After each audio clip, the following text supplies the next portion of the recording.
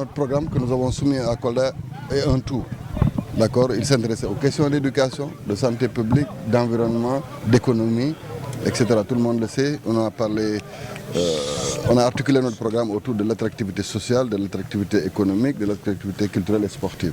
Donc ceci participe à l'exécution des promesses que nous avons tenues aux populations de Kolda, mais aussi à une volonté forte que nous avons parce que par expérience, nous nous étions déjà engagés sur les questions de préservation de l'environnement, même si aujourd'hui tout le monde sait que c'est un sujet mondial d'actualité.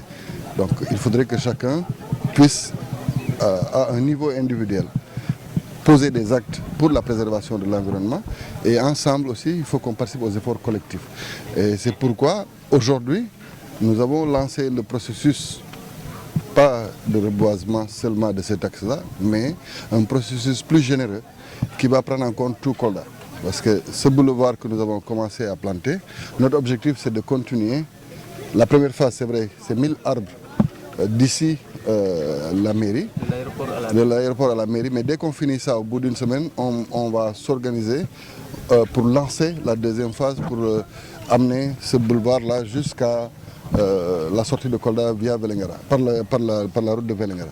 Et de la même manière, après, nous concevrons les mêmes actions pour les axes sortie Bouna, sortie Sarekemo, sortie Sikilo en direction de Pata.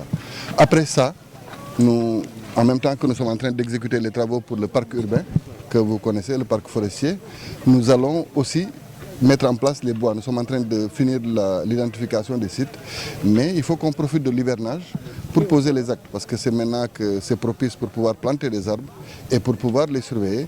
Et de ce côté-là, donc nous allons profiter aussi pour voir en priorité les zones qui peuvent accueillir ce qu'on a appelé les bois de quartier. Pour ceux qui connaissent Kolda, en période de canicule, nous avons nos papas et nos mamans qui ont du mal à rester dans leur demeure. Pour des ménages en situation de vulnérabilité aussi, vous savez qu'il ne peut pas y avoir, pour certains, des ventilateurs ou des climatiseurs. Donc les bois de quartier permettent d'avoir des environnements propices pour se reposer et passer la journée. Donc voilà l'objectif que nous avons sur ces questions environnementales à court terme. Et Inch'Allah, nous y parviendrons avec la volonté de tous parce que, comme vous avez noté, au niveau d'abord du conseil municipal, nous avons des acteurs engagés de la cause environnementale, mais aussi nous avons constaté une appropriation de cette question-là par tous les acteurs de Kolda qui s'intéressent à la question de la préservation de l'environnement. Et nous sommes en train de les sérier et au fur et à mesure, nous signons des partenariats avec ces associations ou ces groupes qu'on connaît déjà à Kolda comme des acteurs de la question environnementale. Je donne un exemple, l'association Urgence écologique est connue de tous ici pour être un avocat de la cause environnementale à Kolda. Donc nous avons signé un partenariat pour l'accompagnement de leurs actions et eux aussi ils nous donnent cet appui technique et cette implication dans le cadre de processus comme ça.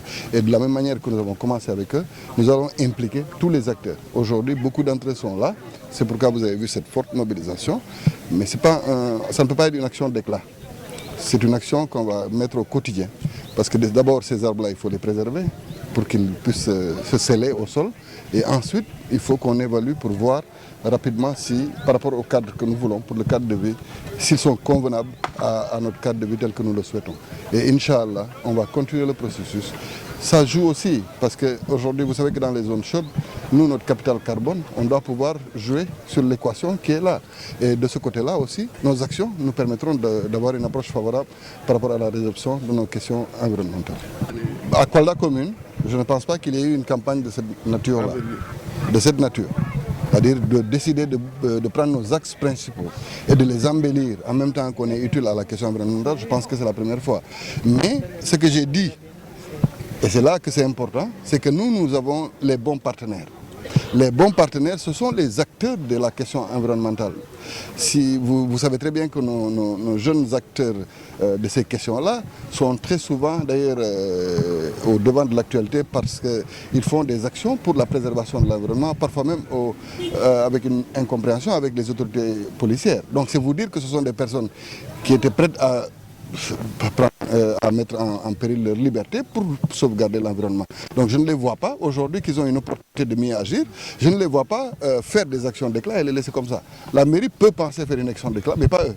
Donc moi je suis content que ce soit une affaire d'abord d'association qui s'occupent de questions et qui se passionnent sur les questions environnementales. Et je suis aussi de la même manière très heureux que les services techniques de l'État nous accompagnent. Parce qu'aujourd'hui, pour planter un arbre, ça s'apprend. C'est pas venir creuser, mettre du sable et mettre... Non. Donc il y a les eaux et forêts qui nous accompagnent. Et c'est pourquoi je vous dis que ça va être une expérience heureuse. La seule chose dont j'ai peur, c'est peut-être des gens qui vont penser qu'ils pourront voler ces gravillons-là. Mais bon, j'espère que chacun a un sens civique et aussi chacun est focus sur la sauvegarde de notre cadre de vie, Inch'Allah, et on comprendra ça. Maintenant, parce que ces arbres-là, à terme, quand ils seront faits comme il le faut, ils pourront même mettre des espaces de regroupement privé. Parce que sous les arbres, quand il y aura l'ombre qu'il faut, on peut mettre des bancs. Pour rendre une ville belle, il faut avoir 1000 actions combinées, qui parfois ne nécessitent même pas de moyens. Mais il faut la générosité des uns et des autres.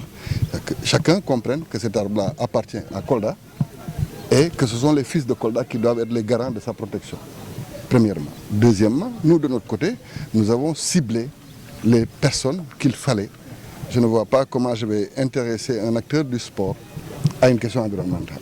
Donc le sport est géré par les sportifs. Et quand on fera ça, on le fera avec les sportifs. Et c'est l'occasion pour moi de remercier le président du conseil communal de la jeunesse, Iboutal, qui est aussi président de l'ODECAV, parce que cette année, moi je ne serai pas parrain si on n'a pas une collaboration avec les zones concernées. Il faut que les zones viennent, parce que c'est eux-mêmes qui ont dit qu'ils ont une action civique dedans. Donc il faut qu'on voit comment aussi les zones et les ASC peuvent s'impliquer dans le changement positif de notre ville. Donc on va voir ça avec eux, mais bon, j'ai vu son implication depuis hier, et c'est heureux pour Kolda que les acteurs principaux qui sont là au nom de la jeunesse de Kolda puissent s'impliquer quand il s'agit de Kolda.